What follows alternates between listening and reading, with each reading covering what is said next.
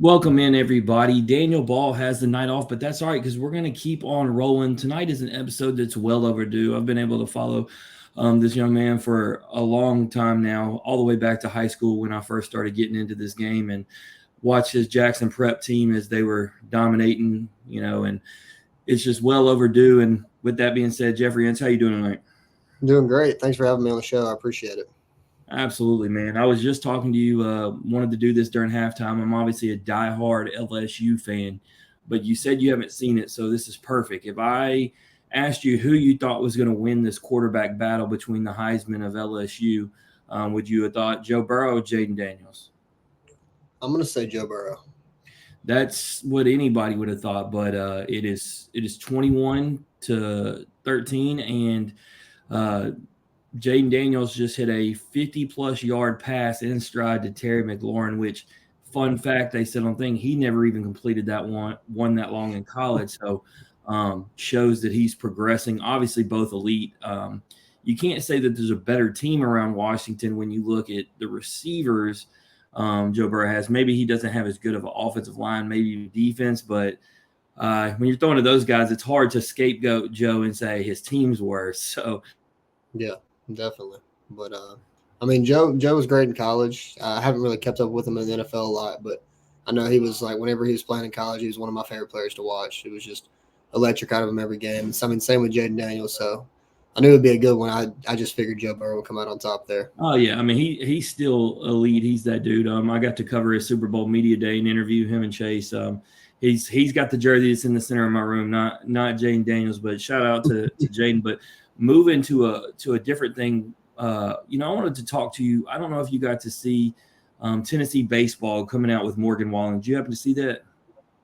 I saw some like pre things about it, but I haven't really kept up with it a bunch. So he packed out Neyland Stadium as you would expect. Morgan's been killing things, and he had 8 of the best stars from Tennessee baseball. Actually, all of them are guests of the show, but I one. did see.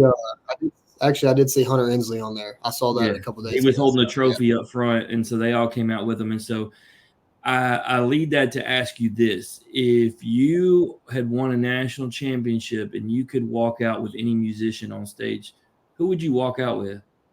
Ooh, that's a tough question. I mean, it's really really special. Like the ride that you get to go on when it comes to winning a national championship. I've seen it with all these guys over the last 4 years since we've been doing this, but I have yet to see anyone get to do anything like this. They are living it up in Knoxville. We've had some of the guys on in our Pros and Joe show that are playing in the minor leagues, and they said it still hasn't even wore off yet. So, winning a national championship, it's not about the hardware; it's about the experience, the blood, sweat, and tears. But even the after effect, the celebration, and now guys even getting to go on stage at concerts. But I mean, you don't have to spend all day thinking about it. If just who, I mean, who are you vibing with right now? You just like to go out on stage I with. mean, right now I've kind of gotten big into rock music. I like the older rock. So I know he's not around with us anymore, but I think Kurt Cobain would be a cool one to walk out on stage with for sure. Oh yeah, Nirvana. Okay, I can get down with that all day. Yeah. So last question. You know what? Two questions. I want to ask this question. I was going to save it for later, but I just want to get into it right now. Who's the most impressive player in Major League Baseball right now to you? Otani, Paul Skeens, Aaron Judge, or Bobby Witt Jr.? Well, I'm going to be pretty biased here just because I'm a big Yankees fan. So I'm going to have to go with Aaron Judge. But I will say, Otani, what he does on a yearly basis is pretty special too. Yeah, Um, I mean, Bobby, and Skeens isn't better than those guys. It's just pretty electric what he's doing as a rookie, oh, and yeah. Bobby Witt would be the AL MVP if it wasn't for Judge. It's just hard with the stats, but you could make a It's case easily for all four of them. Paul's clearly the future, but Otani, man, just what he's doing, and what's crazy is he's still going to come back and pitch, right? Like to me, I feel like he probably shouldn't. Like he's doing too good without it, but the guy wants to, and I guess you give the guy what he wants, right? So yeah. I think he focused on hitting this year, and I think it's shown a lot. So yeah, no doubt. All right, last icebreaker. We always like to know what's the last movie you saw in the theater. in a theater, I want to say, I guess it was last summer. I think it was Oppenheimer. Ah, okay. So nothing It's recent. a long one for sure. I can't forget that one. So That may be why you haven't been back. You spent 5 hours in the theater, didn't want to go back. it was a cool movie, but I couldn't sit there any longer than that. I feel you. All right. Well, enough of that, man. Let's get into it. For those who don't know, where are you from? I'm originally from Memphis, Tennessee, but I'm from Jackson, Mississippi now. All right, all right. Sounds like a rap song right there. Memphis to Jackson, Mississippi. Mhm. But let's talk family dynamics. You got big family, small family, brothers, sisters.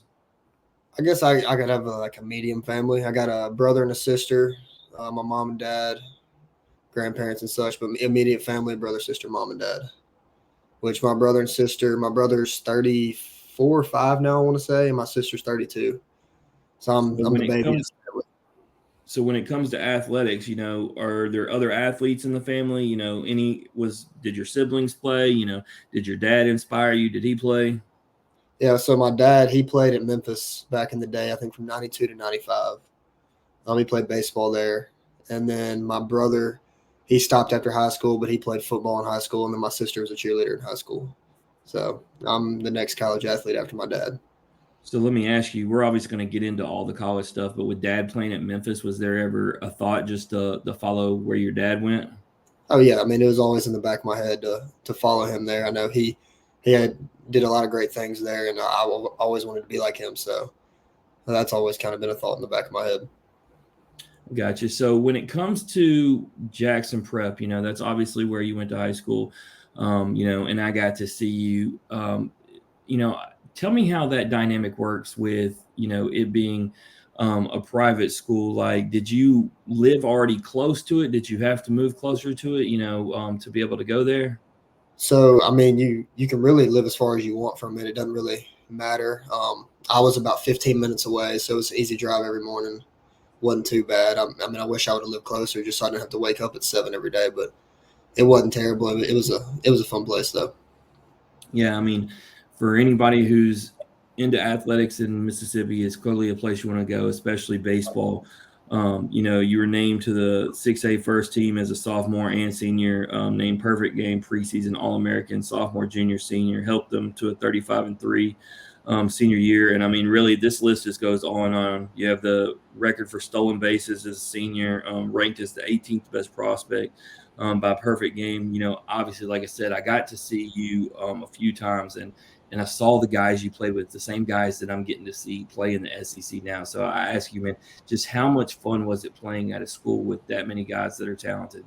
Oh man, it was awesome. Like I know growing up, everybody says you want to play at the best competition, and I think in high school baseball, especially around the Jackson metro area, it was just filled with guys in the minors now, guys that just got drafted, a bunch of SEC guys like you have, guys at mid majors like me, and then JUCO guys. It's just every year they're putting out constant talent, and it's awesome to see the guys growing up that were freshmen whenever I was a senior. So like Connor Griffin, he just got drafted, and Mm. whenever I was a senior, he was a freshman. It was fun to watch him kind of grow up and become the player he was too.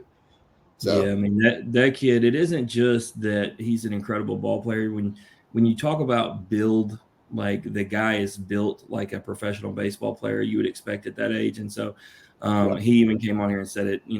He's been blessed with the tools, and then obviously you add in his work ethic and everything with it. It is crazy just how good he is. But yeah, I mean, I watched y'all play against Lewisburg and DeSoto Central, and got to see that team and.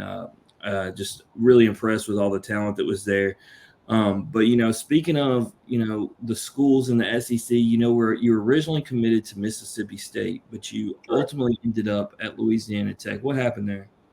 So it was my freshman fall. I ended up going to Mississippi State, and kind of with the way the transfer portal was kind of newly introduced there, there were some grad transfers transferring in, and then I just kind of looked at the dynamic of it. It was like I would like to play earlier than wait a few years and maybe get a chance to play, maybe not. Like some people I know, they still are waiting their chances and stuff. But after my freshman fall, I had to talk with the coaches, and I decided to transfer to Louisiana Tech, which it was a decision of go JUCO or go to another D1, and they made me a great offer, and so that's what I ended up deciding to do.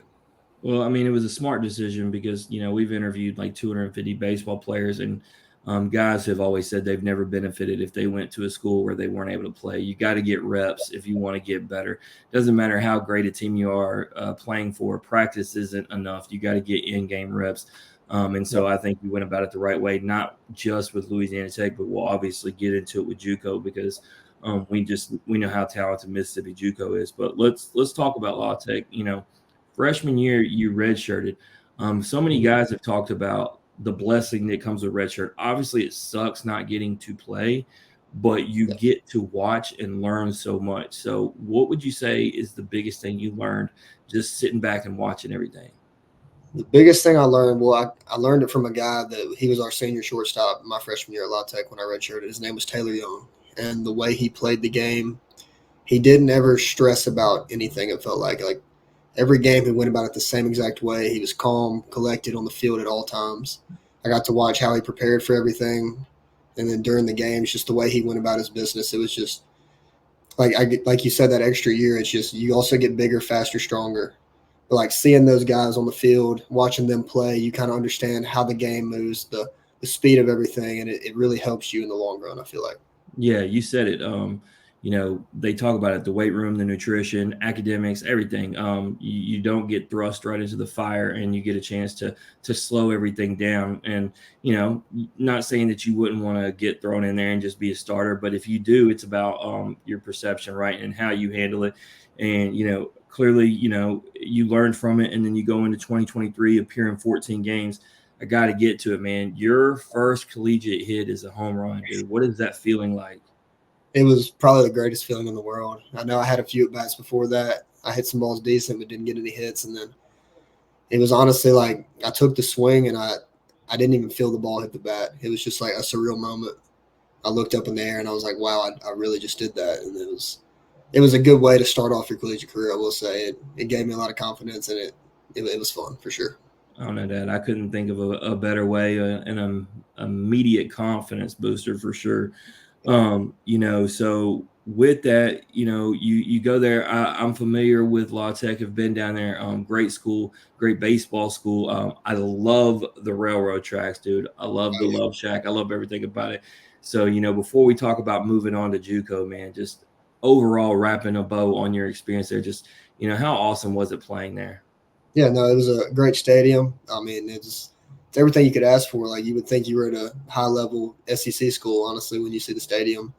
I loved all my teammates. It was just fun being around those guys every day. So I really Yeah. enjoyed it. Yeah, Coach Lane told me to come check it out. He left me tickets for the Southern Miss series and went and saw that this past year for the first time. I went down there and man, really loved just talking to the people. A lot of people who knew baseball.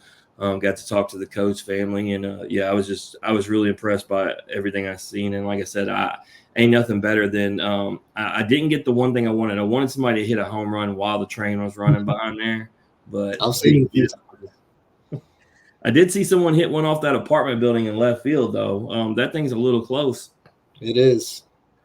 So ultimately, you end up at Pearl River, man. What I was just saying, anybody who truly knows Mississippi JUCO and really Florida JUCO, there's probably a couple other, but those just basically based on what I've known, seen with my eyes, guess we've had most underrated programs you can find. Guys are going through there and thriving, like we're going to talk about you did, and building themselves up to be able to go to another program. But you go there and you retool and rebuild, and so. For you, why was it Pearl River? I mean, honestly, like I went on my visit. The facilities are top notch. It's the number one ranked JUCO in the country facilities wise. But really, the thing that stuck out to me the most was the coaching staff and then their beliefs and values. Coach Avalon is big in Christ and really Christ centered. I remember on my visit, he told me he didn't pressure me to commit or anything. He told me pray about it and God will tell you where to go. And I did just that, and it felt like that was the place I needed to be, and it felt like my home, and it was. Yeah, no, that's the best advice you can give. You always want to take it to the man upstairs and see what he says, but it definitely doesn't hurt when they have, the best facilities like that. And I've seen the pictures, and I know that it is. And I actually left the hat in my car. I was going to wear the hat to dance. I mean, you even got the best swag in my opinion. Oh yeah, look good But play. Yeah, no doubt. But let's talk about it, man. When you pull up your profile on Pro River, it literally starts by saying you were a do-it-all player. Like to me, I mean, I've read a lot of profiles to prepare for a lot of episodes. I don't remember that being said. So first off, shout out to you and to whoever put that at the start of your profile. Like, I mean, that you can't get better praise. But with that, 411 batting average, 514 on base, 632 slugging, hit 12 doubles, 8 homers, 3 triples, driving in 43 RBIs, scored 82 runs, which set the single season record, walked 34 times, and stole 23 bases. Took home several awards, including the All MACCC and All Region 23 and All Region 23 Gold Glove. So clearly, the decision to go there worked out. Individually, we're obviously going to get to team, but individually, did you feel like you accomplished everything you needed to get yourself in the right place? I really did. I knew at the start of the year my goal was honestly to hit 350 with 10 homers, and I thought if I did that and played good defense and showed teams that I can play every day and just be that guy that I feel like I would have a chance. And honestly, I got to a point in the season where I stopped caring about the individual stuff. I don't remember the exact game it was, but it was just I said to myself like, I don't care if I ever play baseball again. This is the most fun I've ever had in my life. I just want to win baseball games, and that's when I realized that like my stats started going way past what my original goals were, Yeah, and because I mean, it team was just like a success. relief. Yeah, it was like a relief off my shoulders. I didn't have to go out there and be the biggest, baddest every single game. It was just play for the team. We win a game, and if I do what I'm supposed to do, it's going to help us win. So Yeah, I mean, anytime you win 49 out of 59 games, you're having a lot of fun, clearly. definitely, And then having the stats, and when you bat 411, that's clearly a lot of fun. So, and then obviously you were making the impact defensively, as you said, but ultimately y'all fell short to LSU Eunice, but y'all made the run at it. And so it just looked like it was a blast. How good, I'd be remiss if I didn't ask, just how good was that LSU Eunice team? they were pretty good. I mean, they ended up winning the whole thing. I know, like every guy they rolled out, they were matching up with us every single time. I know. I want to say they called us on a bad day because I feel like we were still the better team. I'm always going to be biased there, but I mean, it was a fun series to play against a team like that because I know they've got the history just like Pro River does. It's always them two that are usually competing in the championship games there. But I mean, it was just a fun experience playing against them. Yeah, no doubt. So I'm curious to why Samford, because I brought up that your dad played at Memphis. Obviously, you have the ability to go back to Louisiana Tech. I feel like with those kind of stats, Mississippi State may even reach back out. So and I could be wrong, but I feel like you probably had a lot of options. So there had to be something about Samford that really stuck out to obviously make you choose there. Yeah, I mean, I know I told you in the beginning about why I chose Pro River. It was the honesty and the morale of the coaches and the way that they acted and went about their business. And my coaches at Pro River told me that Sanford's a lot like Pro River. And when I went on my visit, everything that they told me was true. Like the vibes I got from the coaches were a lot of the same type of vibes that I got. So I mean, I just felt like I had success at Pro River and I like to win. I know Sanford has a lot of success winning, usually in a regional every single year. And just honestly, like the way the coaches are, I like their trust and their personalities. Yeah, we had Maurice Hampton Jr. on after he had transferred to Memphis, but he talked about playing at Sanford and how good a school it was. So we've been told that before. So what did you do this summer? Because we talked to guys. The key to keep you had a hot bat in season, but you want to keep that going over into the fall. So did you play anywhere this summer? I ended up not playing this summer. I was taking some summer school classes with Sanford, and that was kind of tough to kind of balance both things out. But I just stayed kind of doing my routine that I got from Pro River every day, just working out and keeping my body in shape and getting ready to come to Sanford in the fall. Gotcha. Well, most teams have started fall practice. Have y'all started yours? And if so, man, how you feeling? We've been doing some individual stuff. We started live at bats this past Friday, and we start scrimmaging next Monday. But I mean, so far, like the team looks great. I think we're going to be really special this year. I think we have a chance to win a lot of games.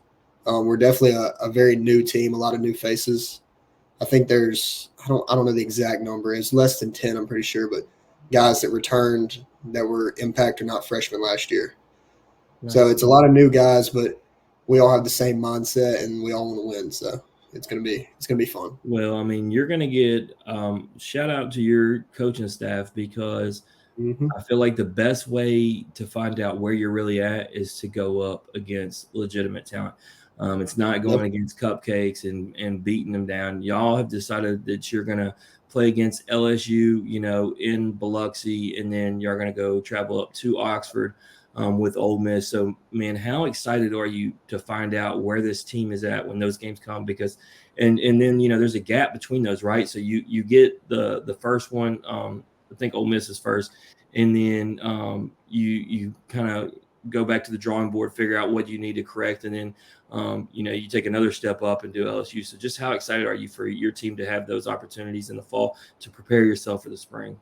Yeah, I mean, it's like I said earlier, you always want to play against the best, and I feel like those two programs, LSU coming off a national championship, and so same with Ole Miss. I think those are two of the top programs in the country, and you just get to compete against the best. It'll show us where we need to get better. I think we have a well enough team to compete with them. I think we have a great team to win those games too. So I would never count us out against anybody.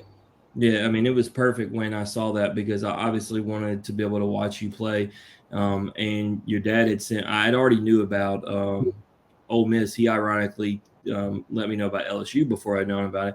As a matter of fact, they just released that a couple of days ago. So he gave me that inside info.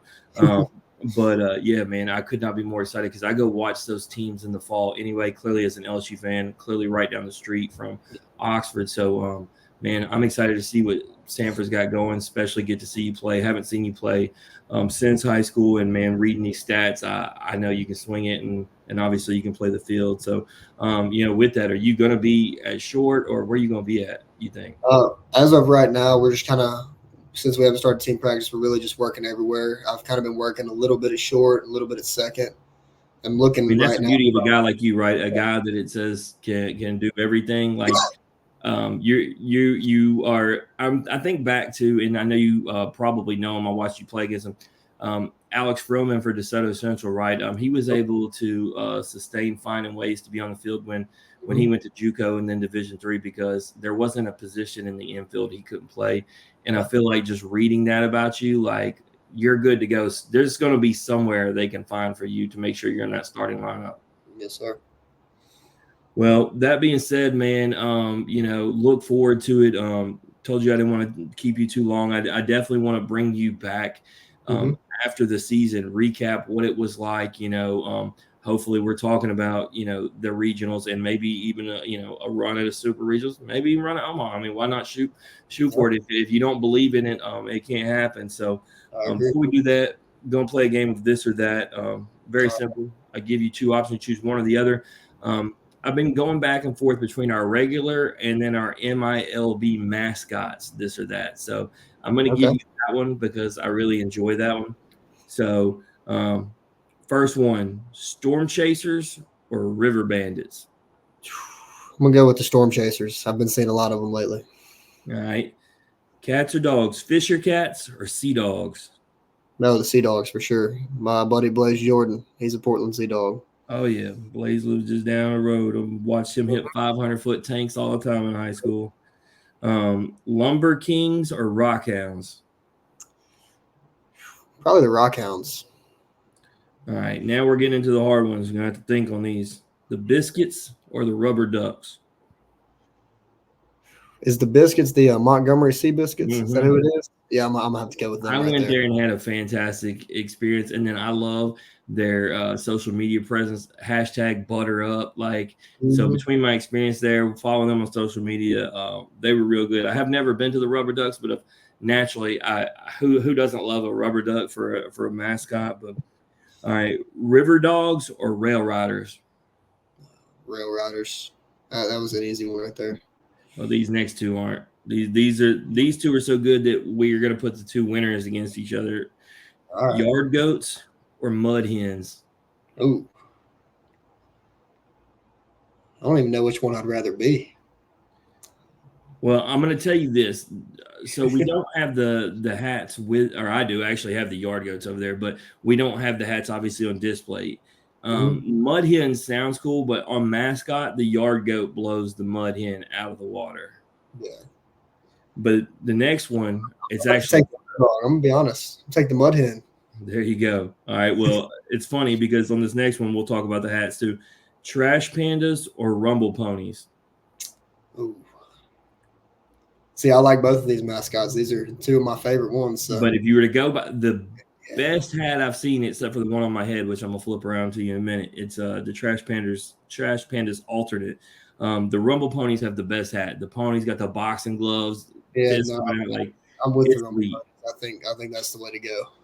All right. So would you go mud hens or rumble ponies? Oh, Rumble Ponies.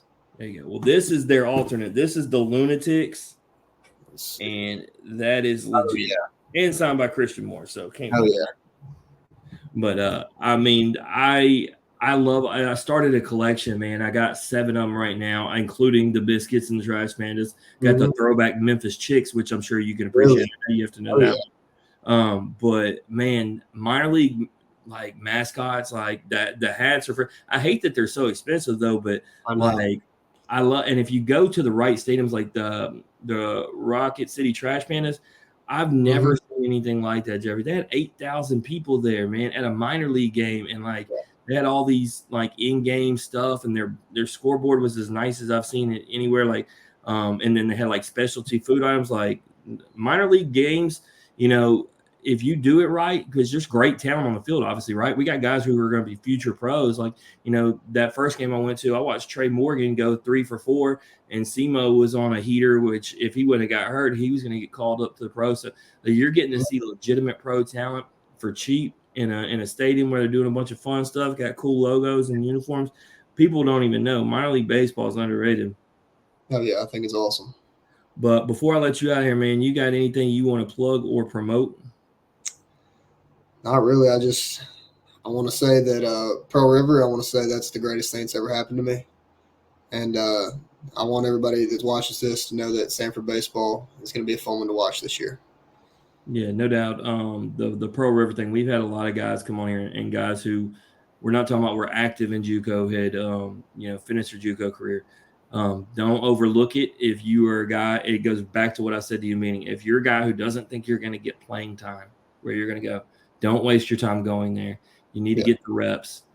You can go ahead and get your, obviously, as you know, if from an academic standpoint, you can get your undergrad classes done. Go in there and get it done there. A lot of people, you can go there on a full ride versus you might be on a half ride at a big school costing your parents a bunch of money. Like, do your parents a favor. Definitely. And you'll learn what it truly means to grind and work and how to get better. Yeah, I love the term JUCO bandit altogether. It's legit. I put Bandit on my glove this year for our custom ones that we got. So Nice. Well, we appreciate having you. Like I said, I'll have you back with Daniel here. We'll recap the season, and hopefully, man, we're talking about big things that happen. Obviously, we'll see you in person twice here in the fall, man. So hopefully, big things happen there as well. But really appreciate you coming on and sharing your story. yes, sir. Thank you so much for having me. Absolutely. That's Jeffrey Ince, everybody. If you like hearing his story or you just like hearing Average Joe's talk X's and O's, please like and share the podcast on Facebook, retweet us on Twitter, listen and subscribe on Apple, Spotify, and Anchor. As always, ratings, comments, hugs, love, feedback, all that good stuff is welcome. We will see everyone back tomorrow night. I will have Daniel, and for the first time ever, we're going to talk Michigan baseball. We're going to go up north. We make a lot of jokes. We say Big Ten don't play baseball, but we're going to find out what they got cooking, and we're going to talk about it a little bit about that. With that being said, strong body, sharp minds, grit and grind all the time. We are